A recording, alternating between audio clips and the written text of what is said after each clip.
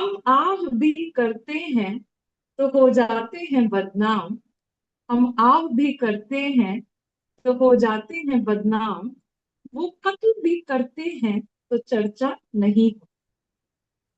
So first of all, thank you so much, Kabir ji, founder of Cinema Satsang, for joining it for this thank you. special episode, जो हम अपने favourite writers को tribute देते हैं उनके birthday month में।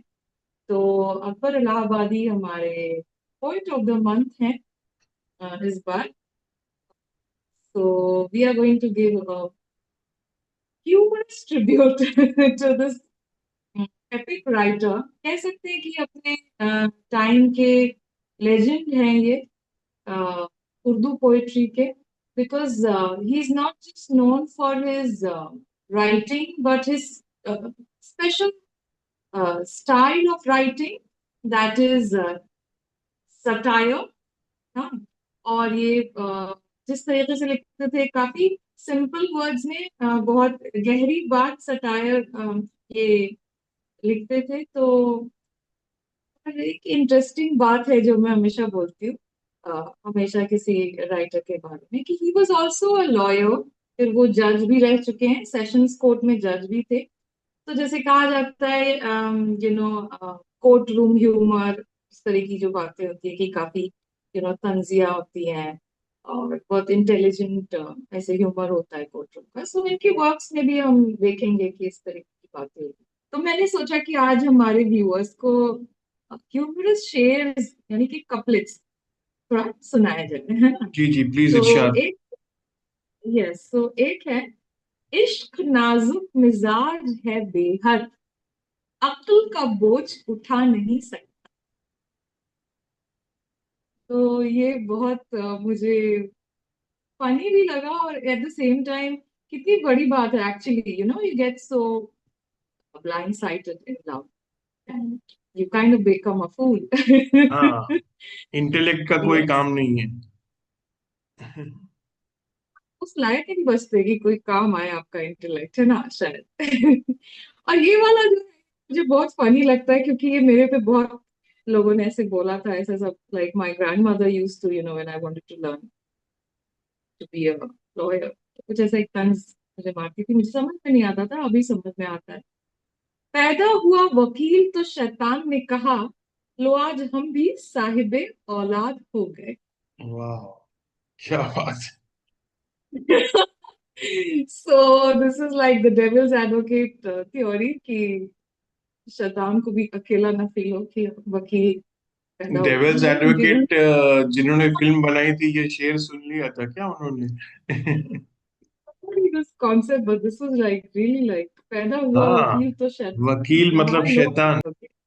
हम क्या कहें अहबाब, क्या कार्य नुमाया कर गए, बीए हुए नौकर हुए पेंशन मिली फिर मर गए। तो कहने का मतलब है, हम क्या कहें अहबाब, अहबाब मीन्स दोस्त। हाँ, क्या कार्य नुमाया मीन्स क्या कारनामा हो गया मेरे साथ, ये क्या कारनामा मैंने किया, कि बीए किया, बीए पढ़ाई की, नौकरी की, पेंशन मिली फिर मर गए। वाह, क्या। तो ये जिंदगी का एक बहुत बड़ा उन्होंने सच बताया कि यही हम कर जाते हैं और लास्ट में खत्म हो जाते हैं। आई होगी किसी को हिज्र में मौत, मुझको तो नींद भी नहीं आती।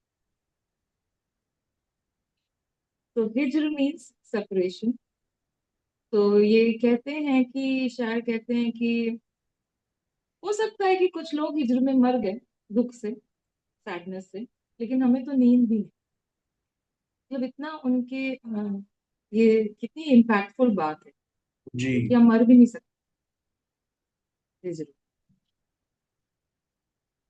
बस जान गया मैं तेरी पहचान यही है, बस जान गया मैं तेरी पहचान यही है, तू दिल में तो आता है समझ में नहीं आता।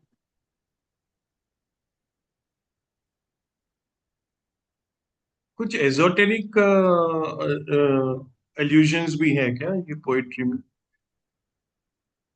इंटरप्रिटेशन है, लेकिन ये बात है कि sometimes you get to know someone, they are a part of your heart, but you don't understand. Like God. ये काफी कॉमन रहता है, यस, कि एक थोड़ा सा इल्यूसिव हो जाता है। मे हाँ बी मतलब आजकल like हम God लोग can also be, I am interpreting it as God भी ऐसे ही है। It's a mystery. मुझे Mystery. It's a mystery. Like God is a mystery. Actually you understand it only later, or maybe you don't. नौकरों पर जो गुजरती है मुझे मालूम है, बस कर्म कीजिए, मुझे बेकार रहने दीजिए।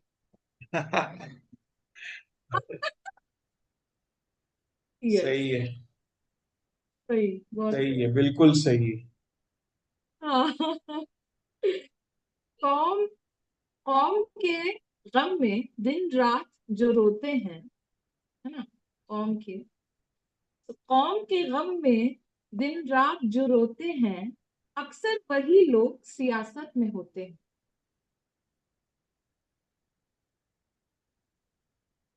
तो ये एक पॉलिटिकल सटायर है कि जो पॉलिटिशियंस होते हैं उन्हें गम तो होता है कौम का, वही जो लोग गम जो दिखाते हैं, दिखावा करते हैं कि हमें आपकी बहुत फिक्र है, वो एक्चुअली जो होते हैं ये प्रिटेंड्स, वही एक्चुअली राइट। पॉलिटिशियंस होते हैं।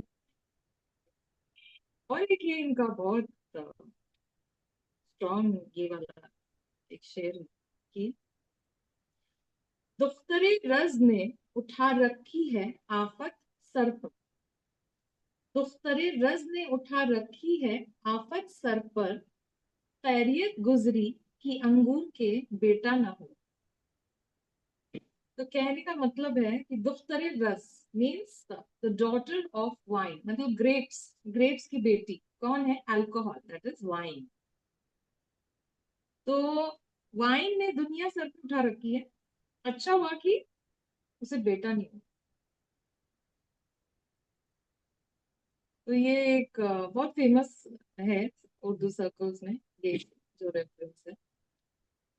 और सबका ये जो फेवरेट और सबको पता है जो popular, the final one is हंगामा है क्यों बरपा, थोड़ी सी जो पीली है, डाका तो नहीं मारा, चोरी तो नहीं की। क्या? तो इट सेज दैट, तो क्या हो गया अगर थोड़ी सी पी ही ली है, थोड़ी ना मैंने किसी का बुरा किया है, डाका मारा है, चोरी की है। There are other things that I could have done, that थोड़ी सी जो से पीली है, डाका तो नहीं डाला, चोरी तो नहीं। what you are doing there, but हाँ, reference एकदम context में। So satire is a very difficult form, and if this poet sounds very interesting, or I would love to hear more of what he has written from you, and and I was going to ask you when you said humor. So that is हाँ, generally we associate Urdu shairi with a lot of pain and depth and various other things, ये but this is sounds very exciting. Absolutely, जब हम शेर poetry की बात करते हैं तो ऐसा लगता है कि थोड़ा सा सैड, थोड़ा डिप्रेशन माहौल हो जाएगा मे बी। फिर कभी अगर उर्दू कोई पोइट्री की बात करें तो ज्यादातर पॉपुलैरिटी ऐसी है कि वो एक थोड़ी सी सैड टाइप हाँ, ऐसे हो but जाती है, that's a, not like a, all. हाँ, that's ये like a, वो क्या बोलते हैं, it's like a cliche, मतलब ऐसा है नहीं। जी, तो मैं आपको बोलूंगी कि आपने जरूर कि अ, उनके वर्क को आप जानते हैं, आपको बस ये शायद मालूम नहीं है कि उन्होंने लिखा है। तो ये करेक्ट। बहुत फेमस गजल है जो गुलाम अली ने गाई है, हंगामा हाँ। है क्यों बरपा। ये सबको पता होगा, आई थिंक हमारे जनरेशन में भी सबको पता होगा, हम्म। लेकिन ये पता नहीं है कि ये अकबर इलाहाबादी साहब ने लिखा था। ठीक है, so this is interesting anecdote. और इस तरह बहुत सारे सिंगर्स हैं जो फेमस गजल सिंगर्स ये रह चुके हैं अपने वक्त के, जैसे नुसरत फतेह अली खान साहब, ये लोग।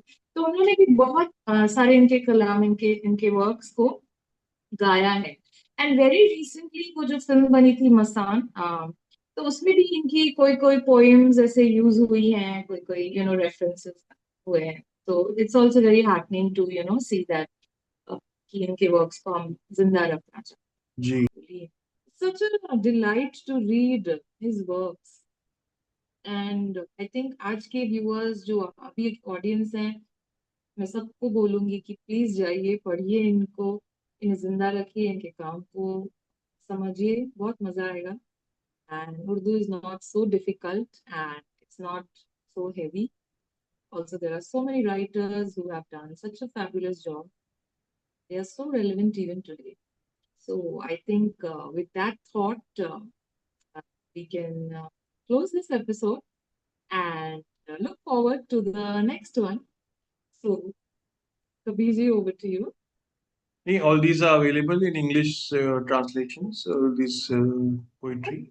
Yeah, otherwise, there are books जिसमें English transliteration में है. So, मतलब हिंदी जिसको नहीं आती, उर्दू जिसको exactly नहीं आती, तो वो आप पढ़ सकते हैं. Thank you so much for this, enlightening session, and it was always a pleasure to acquire new knowledge about Urdu poets and learn something and enjoy the whole thing as well. Thank you.